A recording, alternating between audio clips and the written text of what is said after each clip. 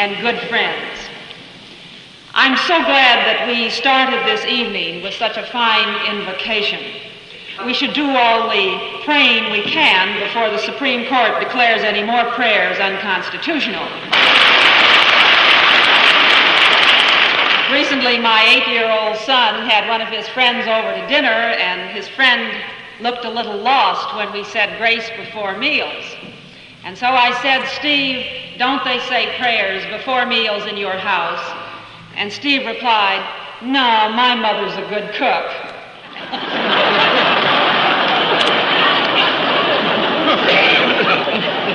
I started my oldest child in a school where he would be taught Bible history at an early age, and one day I asked him to tell me something that he had learned.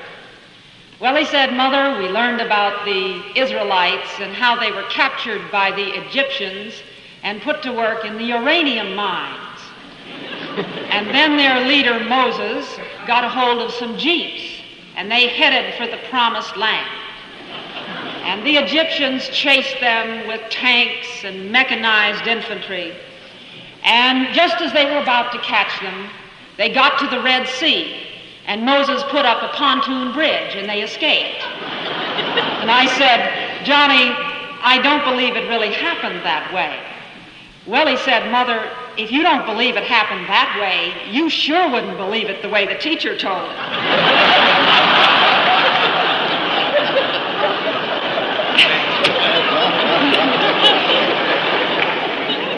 I'm glad you got that story. I told that story before one of my husband's group of friends one night, and I don't think they knew what happened when Moses got to the Red Sea.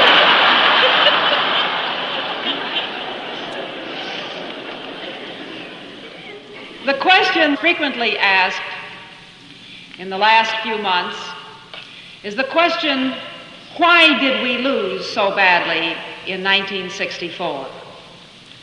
Why, after we worked our hearts out, after we did more and better precinct work than ever before, after we had more money to spend than we ever had in a previous campaign, why did we still lose so badly? All events indicate that the decisive issue of the 1964 campaign was the issue of nuclear war. The majority of our people did not vote for Lyndon Johnson because he is photogenic. They voted for him because they were convinced by campaign oratory and television spots that he would better keep the peace than Barry Goldwater. Newsweek magazine said that 97% of the Republicans who crossed over to vote for Lyndon Johnson did this on the issue of nuclear war. Also, we have seen reports that more than half of Johnson's votes from all sources came to him on this issue of nuclear war. Now, the core of the issue of nuclear war in the 1964 campaign was this charge which was made by Barry Goldwater. Under our present defense leadership, with its utter disregard for new weapons, our deliverable nuclear capacity may be cut down by 90% in the next decade. Senator Goldwater was referring to the drastic cutback in American bombers made by the policies of Secretary McNamara. When Goldwater made this charge, the Pentagon reacted quickly and vigorously. The Pentagon issued a statement saying that Goldwater's charge was false, misleading, and wrong, and then followed up with a great many statistics which got the issue so hopelessly confused that the American people didn't realize what the true facts were. Secretary McNamara made political speeches and wrote articles in leading magazines such as the Saturday Evening Post in which he repeated this confident theme. Quote, "A comparison of our nuclear forces with Russia's makes our superiority incontestable. In qualitative terms, it far exceeds 3 or 4 to 1. There is no indication that the Russians are catching up or planning to catch up with the United States in strategic nuclear forces. Close quote. Now, when you teach your children that Washington never told a lie, be sure to teach them that it was George and not the city.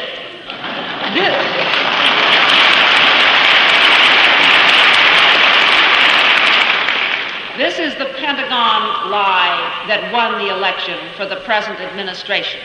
This is the core of the issue we faced. McNamara and the administration claimed we are 3 or 4 times stronger than the Soviets. Goldwater said they are reducing our strength by 90%. If enough of the American people had believed Goldwater before the election, surely a third of those who voted for Johnson would have switched and the election would have gone the other way. Surely that many would have switched had they really believed that American military strength was in the process of being cut by 90%. But the issues became confused, and it was only after the election that the truth came out. In March of this year, the Chief of the United States Air Force testified before a congressional committee that American bombers carry 80% of our deliverable nuclear capacity. Now, the difference between the 80% figure that he used and the 90% figure that Barry Goldwater used is more than accounted for by the 420 bombers that McNamara had scrapped between those 2 dates. And when we examine the figures that are made available through congressional committees and through the Pentagon's own figures, we can establish the fact that McNamara has already scrapped 70% of our strategic bombers, and he has cut the bomb loads of our remaining bombers by 60%. This is what has happened under the policies of Secretary McNamara, and he has not built any new bombers. He has not replaced the ones which are worn out or destroyed in Vietnam. And so we see that when Goldwater made the charge that the strength of the United States is being cut by 90%, he was not only correct, but he was, to use the appropriate term, conservative in his estimate. United States News and World Report recently reported that our deliverable nuclear capacity is being cut within the next few years from 30,000 megatons to 2,000 megatons, a cut of well over 90%. Now, it is extremely important that we carry these facts to the voters so that they understand this issue of nuclear war, which was the decisive issue in the 1964 election. I've been working for so long and so hard in this educational field that sometimes I get weary and I think I'm so old in the game that I can't quite remember whether it was Elizabeth Taylor or Will Rogers who said, "I never met a man I didn't like."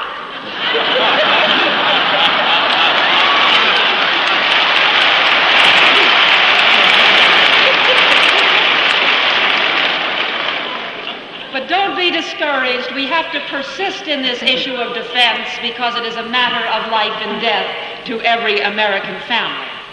Let us look at the other areas of our strategic nuclear defense besides the area of the bombers. First of all, there is the field of the super megaton weapons. We know that McNamara is relying on the Minuteman missile, which is 1 megaton in strength. We know that the Soviets are building bombs of 50 to 100 megatons in size. How do we know they are building these bombs? Well, one way we know is because of the way that they violated and broke the nuclear test ban of several years ago. You don't have to take my word for it. Just take the words of the United States Joint Chiefs of Staff who testified in 1963 that the Soviet Union was then ahead of the United States in the high-yield technology. That means in the super megaton weapons. And absolutely nothing has happened since that time to change that estimate, except that we know the Soviets are racing ahead. I think one of the best ways to describe the difference between the size of our bombs and the size of their bombs is to remember the story about the restaurant in Berlin during World War II that advertised rabbit horse stew. The restaurant said that its stew was made with half rabbit and half horse. It just didn't tell its customers that it was made with one rabbit and one horse. And our bombs are to the Soviet bombs roughly as a rabbit is to a horse. Let us look at the matter of bases. Several years ago, the United States had important, vital bases in Turkey, in Italy, and in other points close to the Soviet Union, and they had none close to us. Today, the situation is dramatically reversed. We have abandoned our missile and bomber bases in Turkey, in Italy, in Europe, in North Africa, and the Soviets have their base in Cuba, only 90 miles off our shore. Another area of the cutback in our military defense under Secretary McNamara is the scrapping of the important weapons on which the United States has spent millions or billions of dollars to develop. Great weapons like the Skybolt and the Pluto and the B-70, on which your money has been spent for many years. But when these weapons were brought to the point where they were ready to go into production, they were canceled by Secretary McNamara. Also in the field of research and development, there has been striking and significant cutback. It takes more than 5 years to bring a new weapon from the drawing board to the firing line. We are not doing the development on such important weapons of the future as the orbital bomb, the neutron bomb, the gigaton bomb, the chemical and biological warfare weapons. And all of these we know the Soviets are racing ahead on. Now, is it too late for us to do anything about it? Oh, no. America has all the resources to do anything we need to compete in the arms race. But this matter of being too late reminds me of the time I asked my long-suffering husband the question, honey, don't you think married men are smarter than single men? And to which he replied, yes, but by then it's too late. Well, it isn't too late, but it is mighty late.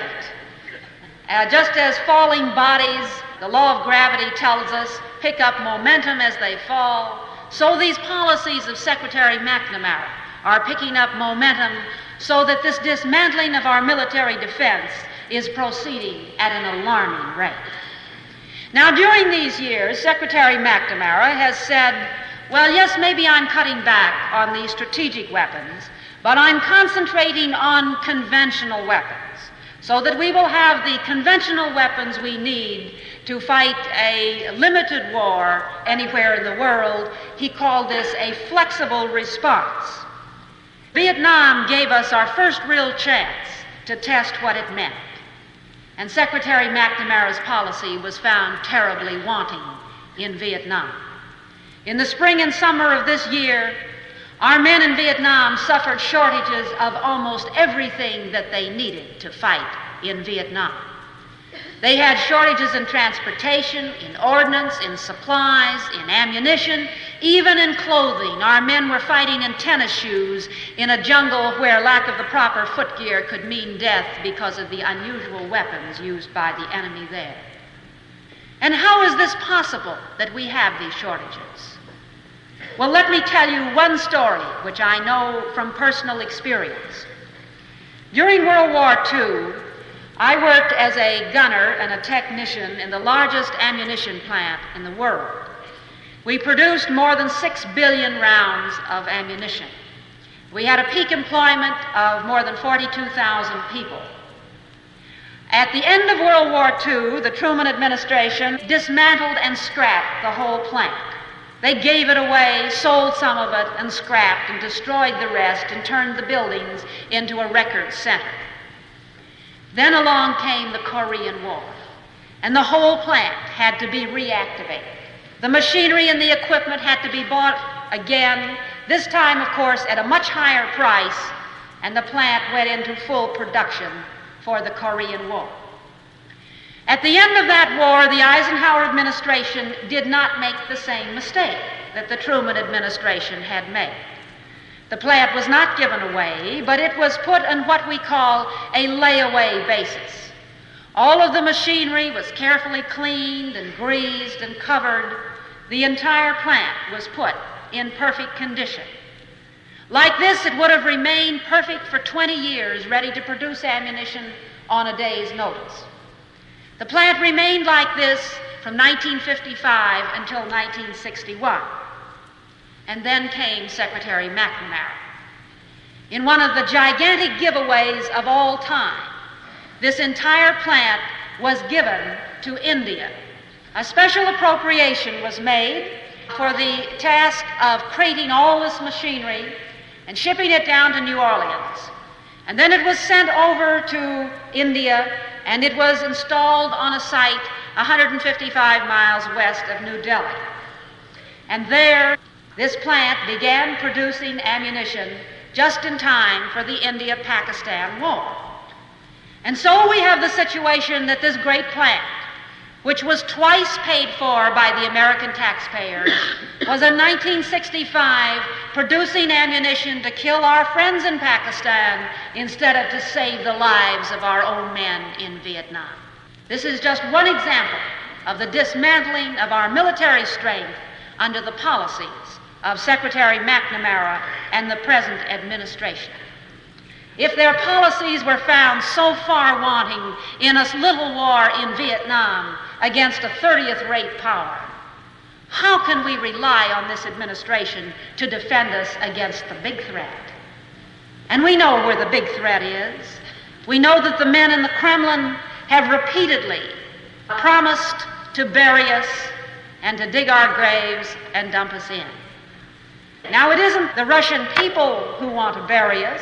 They know how evil their masters are. Even behind the Iron Curtain, they have a little humor. And the most popular joke behind the Iron Curtain today is this: what was the stupidest thing done in the Soviet Union this year? Answer: being shot into space, circling the Earth 15 times, and then landing again in the Soviet Union. But the men in the Kremlin are men who are dedicated to world conquest, and they have worked their tricks on us many, many times. I think of their strategy against us really as a gigantic confidence game. The original confidence man was Stalin. He started life as a bank robber, and he pulled the wool over FDR's eyes so that in 1943, just before Roosevelt left for Tehran, he said to one of his close associates, "I have just a hunch that all Stalin wants is security. And if I just give him everything I possibly can and ask for nothing in return, noblesse oblige, Stalin will work for world democracy and peace." This was the great illusion of Tehran and Yalta.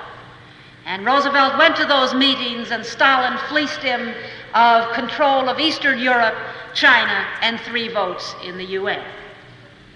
Another one of these clever, smooth confidence men was Castro. He fooled all the liberals into thinking he was the Robin Hood of Cuba. We were told on the pages of the New York Times that Castro was the Abraham Lincoln of Cuba. Well, now Castro is tall, and he's a lawyer, and he wears a beard. But no reasonable person could find any other resemblance to Abraham Lincoln. And yet this is what the liberals thought and told us. And after Castro had consolidated his power and sent all his enemies to the wall, he made a big speech and he laughed at us. He said, "I've been a communist since my college days, but I hid it in order to deceive the people whose support I needed." Another one of these confidence men was Ben Bella of Algeria. His cause was espoused as far back as 1957 by a young senator named John F. Kennedy. And after Kennedy became president, he invited Ben Bella to come to Washington. And Ben Bella was the only man in history who received a 21-gun salute on the lawn of the White House. And the next day, Ben Bella went down to Havana and kissed Castro. And you would just have to be a communist to kiss Castro.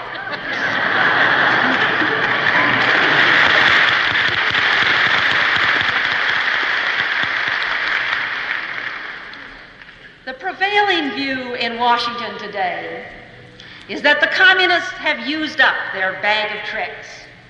They've turned over a new leaf, and now they've mellowed, and they're peace-loving, and they're going to get along in one happy world together with us. History, logic, and common sense tell us that this is just as foolish as the hunch that Roosevelt played in 1943. The plain facts are that the communists are getting ready to cheat us with the confidence game to end all confidence games. What is this new confidence game that they are working on us? The new one is that they are trying to convince us that we are in a period of détente. Now, détente is a $5 word which stands for international togetherness. And they tell us that in this period of international togetherness, we are all going to be such good friends that the Soviets will grow more like us, and we will grow more like them, and we will have convergence, and we will live in one happy world together. The American people know this isn't true, but there are many men in Washington who, after they have dined enough on vodka and caviar, seem to be taken in by this confidence game.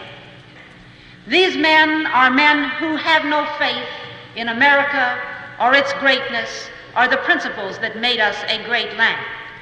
These are men who have become convinced in their own minds that America cannot win the arms race, that the Soviets are bound to win, and therefore the only way to avoid a nuclear holocaust is for us deliberately to dismantle our military strength so that the Soviets will feel secure and not attack.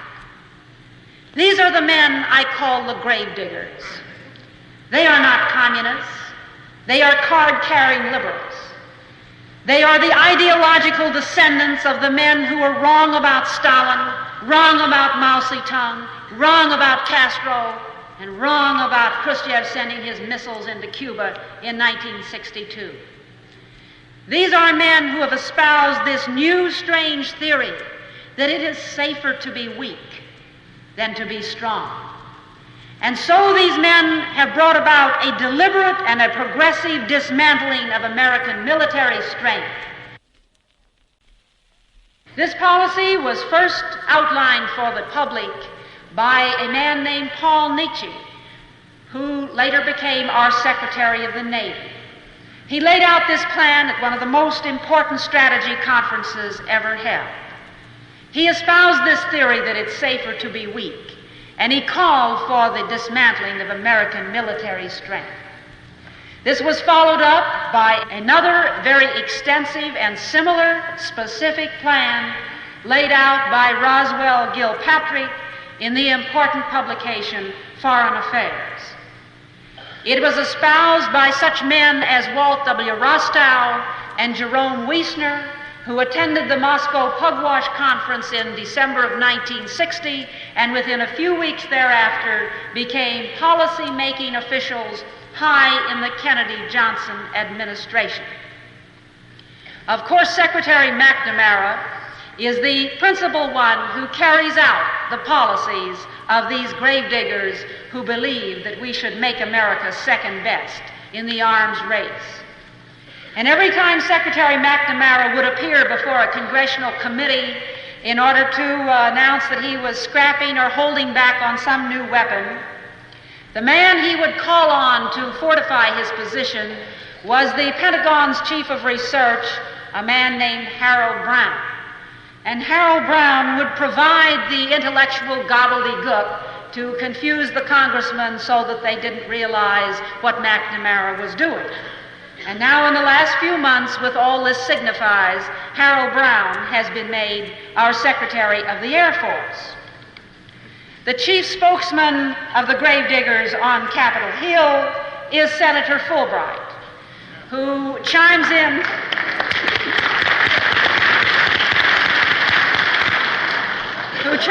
frequently with such announcements that aid the enemy as telling the Soviets they might as well go ahead and build the Berlin Wall, and as announcing that we should make major concessions in Vietnam.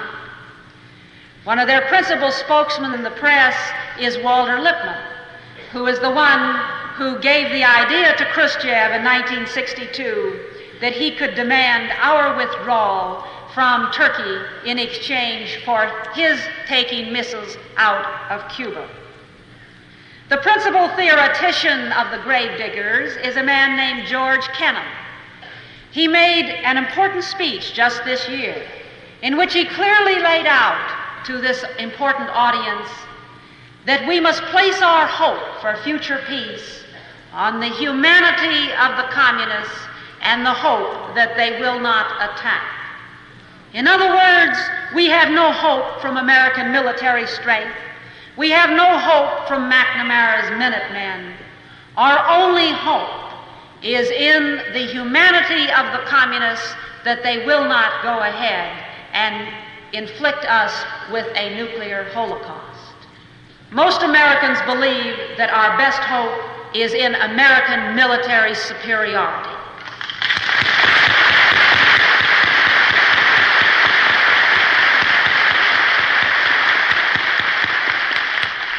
And yet these Gravediggers go right ahead with their plans, dismantling our strength and circulating at top echelons in government their treatises in which they tell each other of their secret plans.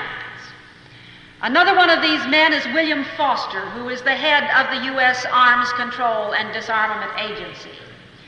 This is the agency that has paid your money in order to finance many of these Gravedigger treatises.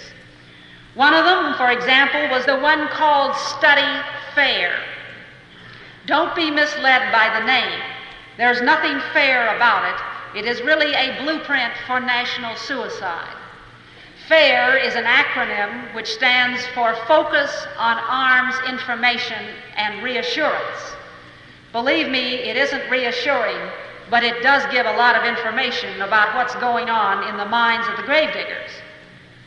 This treatise says that we should beware of information about the enemy which is too informative.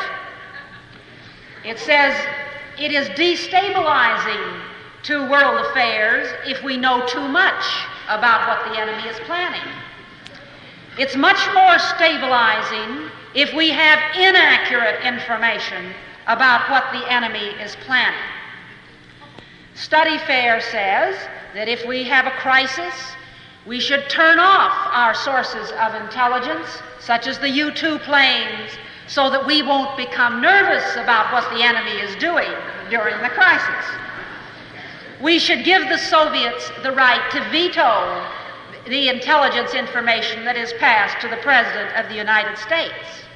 If the Soviets get jittery anyway, we should give them the right to order our Polaris submarines to surface and reveal their positions.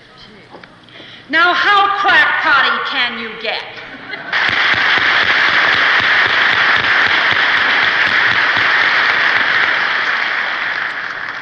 Back in ancient times, the Roman emperors used to call in certain soothsayers, and these soothsayers would open up the insides of a chicken, and they would look at the entrails, and then they would advise the emperor what to do. But this method of policy planning was sane and logical compared to having our defense policy dictated by Study Fair and these other Gravedigger treatises.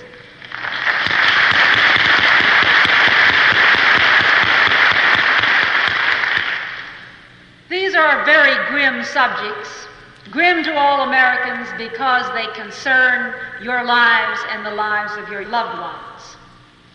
But even in the midst of this grim subject, I think it's important that we keep our sense of humor. and I always like to have a little fun with my politics. Earlier this year, I had the pleasure of seeing the famous Gilbert and Sullivan operetta, HMS Pinafore. I'm sure you know the famous lyrics about the man who polished up the handle so carefully and stayed at a desk and never went to sea, and now he is the ruler of the Queen's Navy. As I listened to this famous operetta, it occurred to me that it is most appropriate to the men who are running our defense policies today. The tragic thing is that the men who are running our defense policy today are men without military experience, who have been brought in by the scientific technological elite, by the Gravediggers, and they are the ones who are dictating the defense policy which is bringing about the unilateral dismantling of our military strength. And so I've written a little parody which I'm going to share with you this evening. With help from our pianist, who will, I hope, drown out some of my false notes. The first stanza is dedicated to our Secretary of Defense, Robert Strange McNamara, whose chief qualification for the job was that he presided over probably the greatest business failure in all history, the Edsel.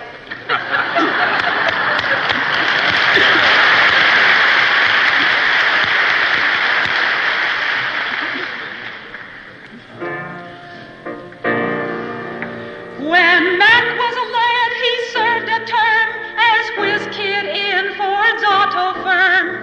He supported the left like ACLU and promoted the Edsel, which wouldn't do. He promoted the Edsel, which wouldn't do. He promoted the Edsel that's failed and gone, so now he is the ruler of the Pentagon. He promoted the Edsel that's failed and gone, so now he is the ruler of the Pentagon.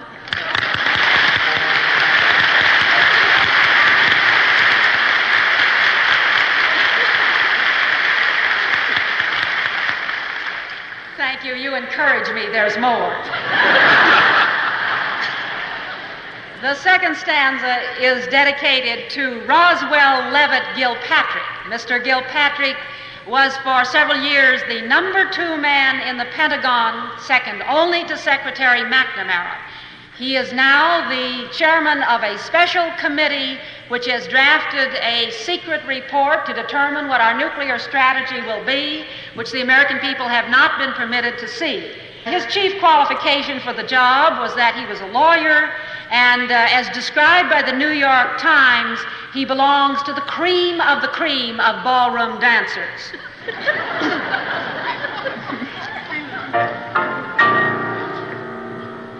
When Gilpatrick was a lad, he served a term as office boy to an attorney's firm.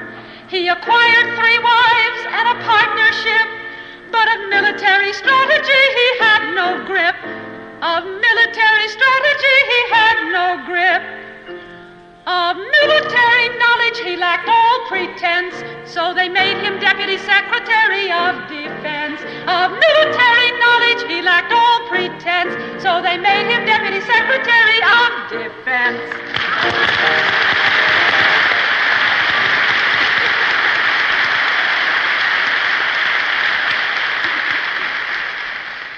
The third stanza is dedicated to our new Secretary of the Air Force, Harold Brown.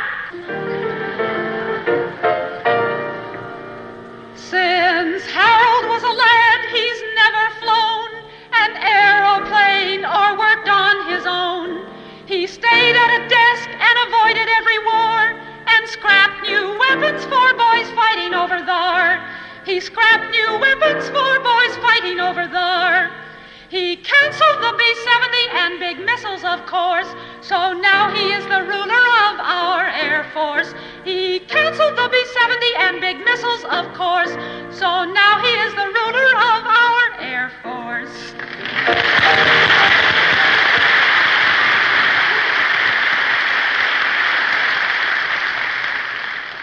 And the last one is dedicated to our Secretary of the Navy, Paul Nitze, who was the first one to promote some of these ideas that it's safer to be weak. When Nitze was a lad, he served a term as office boy to an investment firm. He said the Soviets meant us no harm and told all the churches that we should disarm. He told all the churches that we should disarm. He taught disarmament so constantly that now he is the ruler of our whole Navy. He taught disarmament so constantly that now he is the ruler of our whole Navy.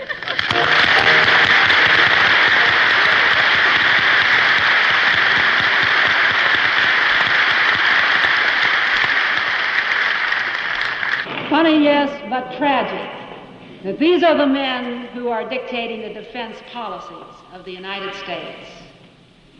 The question that immediately comes to mind is, well, maybe we do have some of these way-out gravediggers who have these fantastic plans, but how could they persuade Lyndon Johnson to go along with their schemes? Lyndon Johnson enjoys enormous power and prestige as the President of the United States. He would have more to lose than anybody else if the Soviets committed their attack against us. Why would he go along with the gravediggers' plans? Well, let's look at it this way. When Lyndon Johnson suddenly became president in November of 1963, he succeeded a popular young president who had a great deal of that magic thing they call image. LBJ had been the forgotten man around Washington. He had never been really accepted by the liberals. He was faced with the task of how was he going to make an impact on the voters. He knew he had only a few months before he had to face the next election, and he wanted a plan in order to make sure that he would be reelected. At this point, he apparently decided that the way for him to do that was to go all out for the Great Society. He decided to go all out for more gigantic spend and spend, elect and elect social welfare schemes than had ever been conceived by the New Deal, the Fair Deal, or the New Frontier. And by the time Johnson put Hubert Humphrey on the ticket with him as vice president, he had come full circle to this point of view. There was only one problem. The Great Society would be very expensive. Where was the money to come from? If the money came from increased taxes, even the most trusting voters would see through the fraud. Lyndon Johnson had no scruples about deficit financing, but he was afraid of topping the magic figure of the $100 billion budget. He might have squeezed it out of some other parts of the budget, but this is difficult to do even for a team that is dedicated to economy, which the liberals certainly are not. Now, at this crucial point, the gravediggers came into the picture. And the gravediggers said to Johnson, "We can provide you with all the money you need. We can give you all the billions you need to finance all of your great society projects. We can give you the money that will make you go down in history as the greatest humanitarian of all time. And this will assure your election and re-election for as long as you want to run. We can give you $2 billion in your first fiscal year. We can give you $8 billion in your second fiscal year. And we can give you $12 billion in your third fiscal year and after that." Where was the money to come from? It was to come from our strategic defense budget. And this is exactly what has happened. Under the previous Democrat administrations, there was always great taxpayer opposition to the spending programs of Roosevelt and Truman and Kennedy. Today, we don't see that organized opposition. And the reason is because it looks like Lyndon Johnson is a miracle man. He can finance all of the Great Society projects and at the same time reduce taxes. And so the American people don't think it's costing us anything. But the money is coming from our strategic defense budget. Newsweek magazine called this the slicing of the defense melon.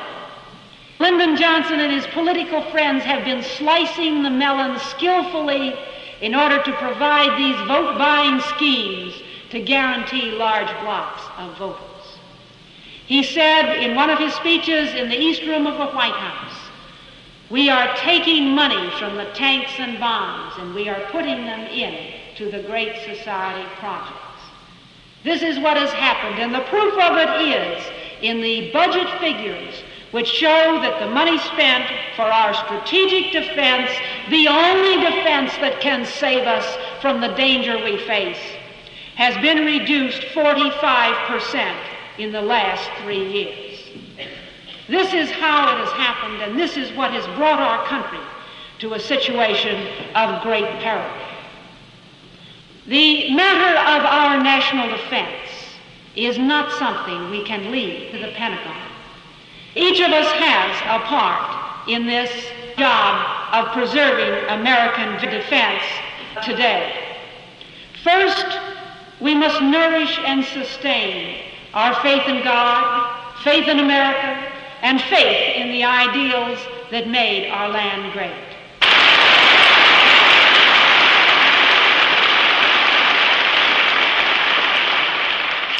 Secondly, we must continue to do the educational work that all of you have been doing so hard for the last year.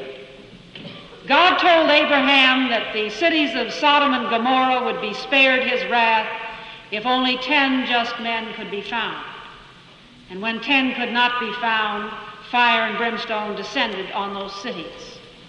Our cities can be spared the fires of a nuclear holocaust if we can find 10 patriots in each community who will tell the defense story and demand that we have the American strength to save us.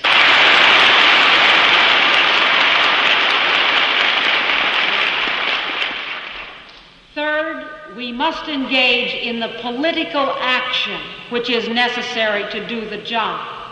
We must work our precincts with fidelity and devotion so that we know that the American people have the facts and the message. Fire the Gravediggers must become a slogan that every politician understands.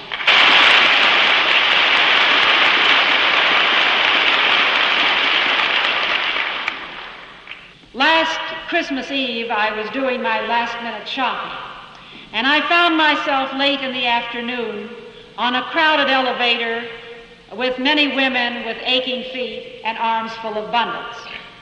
Suddenly, the elevator gave a jerk, and one woman called out to the elevator operator, "Miss, if the cable breaks, will we go up or down?"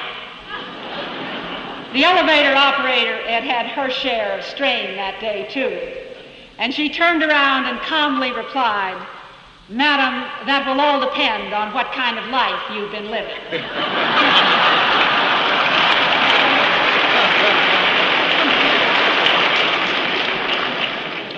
And finally, the quality that we must have in this fight is old-fashioned bravery.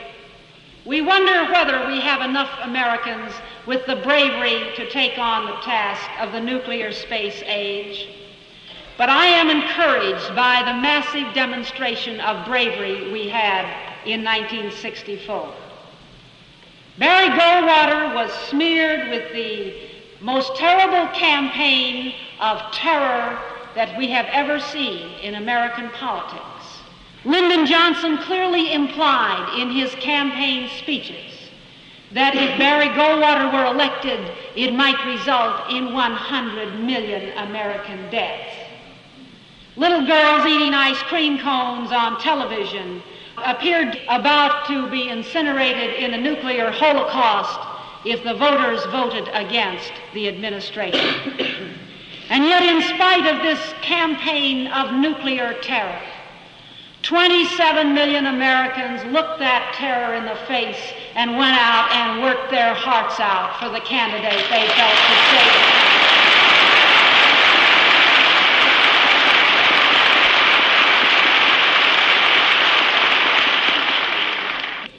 27 million must again display this same kind of bravery in the nuclear space age. On this issue of defense, they can enlist with them many more millions to get the job done. Nuclear power can be the greatest power for good in the history of the world, providing America has the superiority. And it is up to us to demand and insist that we do have the strength, sufficient strength to make it ridiculous for any aggressor to attack.